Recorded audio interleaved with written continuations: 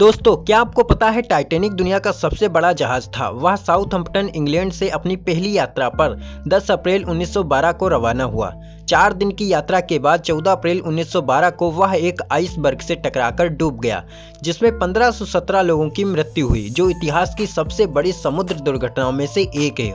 और इसके पीछे डूबने का क्या रहस्य है, आज की इस वीडियो में जानेंगे।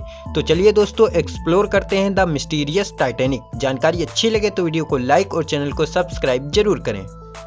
ओलंपिक कैटेगरी का यात्री liner Titanic white star line के अंतर्गत था और इस जहाज का निर्माण बेलफास्ट आयरलैंड के हारलैंड और वॉल्फ शिपयार्ड में किया गया था। यह जहाज 2223 यात्रियों के साथ न्यूयॉर्क शहर के लिए रवाना हुआ था। यह फैक्ट है कि जब टाइटैनिक डूबा उस समय जहाज पर सभी रूल्स के अकॉर्डिंग केवल 1178 लोगों के लिए ही लाइफ बोट थी। टाइटैनिक के डूबने का मुख्य कारण अत्यधिक गति से चलना था। टाइटैनिक शिप के ऑनर जे ब्रूस स्मिथ ने जहाज के कप्तान एडवर्ड स्मिथ को जहाज को अत्यधिक गति से चलाने के लिए कहा था।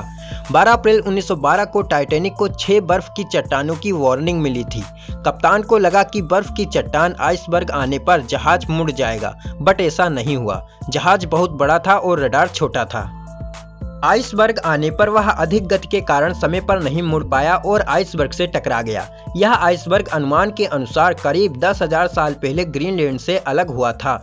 आइसबर्ग से टकराने के बाद जहाज के आगे के हिस्से में छेद हो गया और लगभग 11:40 PM पर वो डूबने लगा। तकरीबन 2:20 AM पर वह पूरा समुद्र में समा गया।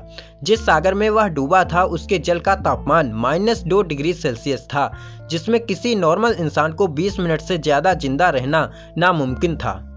टाइटैनिक जहाज उस समय के सबसे अनुभवी इंजीनियरों के द्वारा डिजाइन किया गया था और इसके निर्माण में उस समय में उपलब्ध सबसे उन्नत तकनीकी का इस्तेमाल किया गया था। यह कई लोगों के लिए एक बड़ा आघात था कि इतनी सुरक्षा और सुविधाओं के बावजूद भी टाइटैनिक डूब गया। टाइटैनिक जहाज के बारे में कहा जाता है कि वह कभी नहीं डूब सकता था, बट एक्सपर्ट्स के अकॉर्डिंग तैयार की गई BBC की रिपोर्ट में कई जानकारियां दी गई हैं। इसमें बताया गया है कि टाइटैनिक को बनाते समय उसके अंदर कुछ खास तरह के कंपार्टमेंट को बनाया गया था। इससे अगर किसी भी वजह से जहाज का एक हिस्सा डूब जाता है तो भी उसका एक भाग नहीं डूबेगा। लेकिन इस तरह जहाज को डिजाइन करने के बाद भी वह डूब कैसे गया? इस सवाल का सही जवाब वैज्ञानिक आज तक पता नहीं लगा पाए।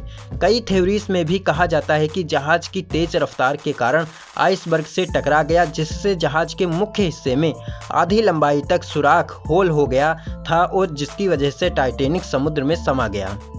तो दोस्तों, आई होप आपको समझ में आया होगा कि उस समय टाइटैनिक शिप के साथ क्या क्या हुआ था।